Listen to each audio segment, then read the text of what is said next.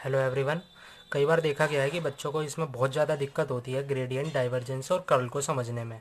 उनको फॉर्मूले याद नहीं रहते और ना ही उनको फिजिकल सिग्निफिकेंस इन सब चीज़ों का पता रहता है कि भैया ग्रेडियंट क्या होता है, डाइवर्जेंस और कर्ल क्या होता है, जिसकी वजह से उनको एग्ज़ाम में काफ़ी ज़्यादा दिक्कत का सामना करना पड़ जाता है।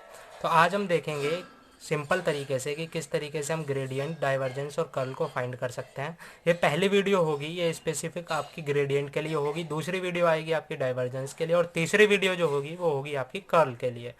सबसे पहले हम बात करते हैं ग्रेडियंट की कि ग्रेडियंट को किस तरीके से निकाला जाता है, और उससे भी पहले हमें बात करनी चाहिए डेल ऑपरेटर की। भैया डेल ऑपरेटर क्या होता है। देखिए, डेल ऑपरेटर को हम उल्टे ट्रायंगल से डिनोट करते हैं, ये आपका डेल ऑपरेटर है। तो डेल ऑपरेटर कुछ नहीं होता, ये आपका एक वेक्टर फंक्शन होता है। आपका ये एक वेक्टर फंक्शन होता है। और ग्रेडियंट क्या होता है, ग्रेडियंट भी कुछ नहीं होता। ग्रेडियंट में जब भी हम किसी भी फंक्शन का जब भी हम किसी फंक्शन का ग्रेडियंट निकालते हैं, ग्रेडियंट किसका निकालते हैं, हम स्केलर फंक्शन का ग्रेडियंट निकालते हैं। जब भी हम स्केलर फंक्शन का ग्रेडियंट निकालते हैं तो वो वेक्टर में बदल जाता है, वेक्टर में बदल जाता है। जो उसके पूरा नेचर होता है वो वेक्टर में हो जाता है। ठीक है। अब डेल अपने आप में एक वेक्टर फंक्शन है, वेक्टर फंक्शन की तरह एक्ट करता है। तो डेल को किस तरीके से, डेल का डिनोट करने का तरीका क्या है। डेल को अगर मैं खोल के लिखूंगा तो डेल का मतलब है मेरा iota, I cap del over del X plus J del over, ये आपका पार्शियल डेरिवेटिव है। ठीक है, del over del Y plus K cap del over del Z.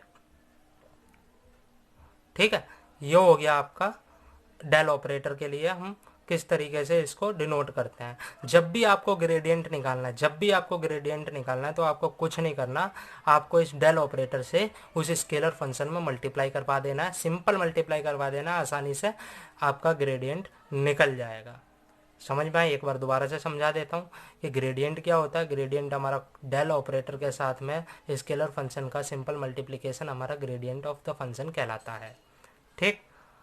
तो इस तरीके से जो आपका जो जनरल फार्मूला बनेगा वो कुछ इस तरीके से बनेगा। आपका ये डेल ऑपरेटर है, आपका स्केलर फंक्शन है, इन दोनों की जो मल्टीप्लिकेशन होती है वो आपकी वो आपकी ग्रेडियंट कहलाती है, वो आपकी ग्रेडियंट कहलाती है। ये एन कैप, ये जो एन कैप आप देख रहे हैं आपका नॉर्मल यूनिट वेक्टर है। एक क्वेश्चन करेंगे, क्वेश्चन करने के बाद में आपको अच्छे से समझ में आ जाएगा। और ज़रा ध्यान से समझना, क्योंकि बच्चों को कई बार दिक्कत होती है कि क्योंकि समझते नहीं है ध्यान से, और जिसकी वजह से एग्ज़ाम टाइम पे दिक्कत हो जाती है। चलिए देखिए, एग्जाम्पल कहता है आपसे कि a phi is equal to X Y Z. कोई हमारे पास में फंक्शन है फाई एक्स वाई जेड, जिसके जो आपके जो कोऑर्डिनेट्स हैं, जो आपका जो वेरिएबल हैं वो दे रखे हैं, मतलब।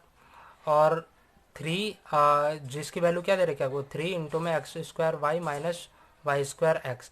कह रहा है कैलकुलेट करिए ग्रेडियंट एट पॉइंट 1, -2 और 1। इस पे आपको ग्रेडियंट कैलकुलेट करना है। तो देखो, इस तरीके को क्वेश्चन में क्या करना है आपको, जैसा मैंने पीछे बताया, आपको कुछ नहीं करना।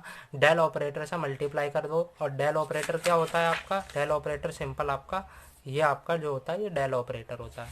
इसकी मल्टीप्लाई सीधे सीधे करवा दो। देखो, we know that the gradient of phi is equal to I del over del x plus j del over del y plus k del over del z into में फाई। फाई क्या है आपका, जो आपका फंक्शन ये दे रखा है। ये फंक्शन आपको कितना दे रखा है, ये फंक्शन आपको इतना दे रखा है। तो मतलब सीधी सी बात है, ये लिखो और फाई की जगह पे ये पूरा का पूरा फंक्शन उतार दो। ठीक है, मैंने क्या करा, five of x Y z आपकी वैल्यू ये दे रखी है, गिवन वाली वैल्यू उतारी है। फिर उसके बाद में क्या हुआ कि ग्रेडियंट ऑफ फाई इंटू में x Y z equal to क्या होगा, मैंने मेरा डेल ऑपरेटर इंटू में ये क्या है मेरा phi, phi of x Y z कितना दे रखा है, इतना दे रखा है, 3 में x square Y minus Y square x. इसको मैंने लिखा, इसकी जगह पे मेरा ये पूरा का पूरा ये आ जाएगा, इसकी जगह पे डेल की जगह पे मेरा पूरा का पूरा ये आ जाएगा, ये आ गया मेरा। और ये तो मेरा साथ साथ चल ही रहा है। ठीक है, अब सिंपल क्या होगा, इस पूरे की अंदर इससे फिर इससे और फिर इससे मल्टीप्लाई कर दो। भैया ऐसे ही तो होती है सिंपल मल्टीप्लिकेशन, अलग अलग मल्टीप्लाई कर दो इन सब से। जैसे हमने इसकी इससे इससे और इससे मल्टीप्लाई करी तो मेरे पास में क्या मिलेगा, iota del over del X into में 3x square Y minus 3y square into में एक्स। देखो 3x स्क्वायर वाई माइनस में 3y स्क्वायर इंटू में X plus J cap del over del Y into में 3x² Y minus 3y² into में x, 3x² Y minus 3y² into में x। मतलब देखो ये हर बार मल्टीप्लाई होगा, पहले इसके पूरे के साथ में, फिर इसके साथ में, फिर इसके साथ में। मल्टीप्लाई होने के बाद में अब देखो इसको डेरिवेट करो, इसको डिफरेंशिएट करो। इसका डिफरेंशिएट किस तरीके से करोगे? विद रिस्पेक्ट टू x यहाँ पे डिफरेंशिएट होगा, x के साथ में डिफरेंशिएट होगा तो y तो आपका कांस्टेंट की तरह एक्ट करेगा। जब y कांस्टेंट की तरह एक्ट करेगा तो ये क्या होगा? 2 बाहर आ जाएगा, 2 बाहर आ जाएगा तो 2 3 जा 6 हो जाएगा, 6xy, 6xy। ठीक, यहाँ पे भी x आपका वेरिएबल है, y कांस्टेंट, x वेरिएबल है तो y कांस्टेंट है, मतलब ये क्या रहेगा आपका माइनस का 3y², माइनस का 3y²। आई कैप चल रहा है, आई कैप लगा दिया। अगले के लिए देखो जे कैप चल रहा है, जे कैप को हमने बाहर लगाया हुआ है और अब डिफरेंशिएट होगा आपका y के साथ में, तो ये y के साथ में डिफरेंशिएट होगा, ये 3x² का 3x² आ जाएगा पूरा का पूरा कांस्टेंट उठ के। लेकिन यहाँ पे क्या होगा? y का स्क्वायर है तो ये 2 मल्टीप्लाई 3 यानी 6 माइनस का 6xy, ये आ गया। अब देखो यार यहाँ पे z के साथ में डिफरेंशिएट होगा, क्या यहाँ पे फंक्शन में z है? नहीं है, तो z नहीं है तो ये भी कांस्टेंट है, ये भी कांस्टेंट है, यहाँ पे भी कुछ नहीं, यहाँ पे भी कुछ नहीं, मतलब ये भी जीरो, ये भी जीरो, जीरो माइनस जीरो मतलब जीरो, तो मतलब जीरो के आ जाएगा आपका। करना क्या आपको? क्वेश्चन में क्या पूछा था? कह रहा था कि calculate the gradient at point 1 -2 और -1, 1 -2 और -1 पे आपको कैलकुलेट करना है। मतलब x की वैल्यू 1 रखो, y की वैल्यू -2 रखो और z की वैल्यू -1 रखो। तो देखो हमने यहाँ पे रख दिया, हमने एक एक करके। यहाँ तक तो समझ में आ गया होगा आपके, ये जो हमने निकाला है ये आपके समझ में आ गया होगा। ठीक, अब यहाँ पे x की जगह पे 1 रखो, x की जगह पे 1 रखो, y की जगह पे -2 और z की जगह पे -1 रखो। चलो रख के देखते हैं।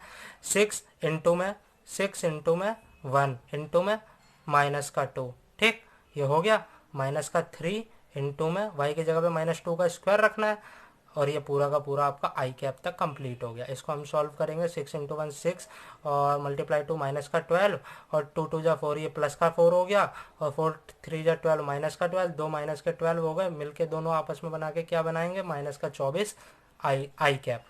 ठीक है, ये हो गया आपका। उसके बाद में अगले में देखो, इसमें रखो x की जगह पे 1 रखो और y की जगह पे आप -2 रखो। x की जगह पे 1 रखोगे तो ये क्या हो जाएगा आपका? 3 इंटू में 1 -6 इंटू में 1 इंटू में -2 इंटू में जे कैप। भैया ये जीरो के तो चल ही रहा है, z की जगह पे हम हमारे पास में पुट करने के लिए z है ही नहीं, तो हमारा जो ओवरऑल आंसर आएगा -24 i + 15 j, ये आपका आंसर आ गया। ठीक है, और अगर समझ में आया तो लाइक कर दो और अगर कुछ पूछना हो तो नीचे कमेंट कर देना। अगली वीडियो हम देखेंगे इसके बारे में, डाइवर्जेंस के बारे में, और उसके बाद हम शुरू करेंगे कर्ल के बारे में। ठीक है, और मैं इसमें और डिटेल में आपको समझा सकता था लेकिन उसका कोई मतलब नहीं है, बच्चे उसको भूल जाते हैं। ठीक है, और वो आपके इतना काम का भी नहीं है। मुद्दा है आपका कि क्वेश्चन सॉल्व होना चाहिए, पेपर में क्वेश्चन आएंगे, क्वेश्चन सॉल्व करो, नंबर लेके आओ, चीज़ें इस तरीके से रिमेंबर रखो, याद रखो कि यार ज़रूरत के टाइम पे तुम भूलो ना। ठीक है, ओके।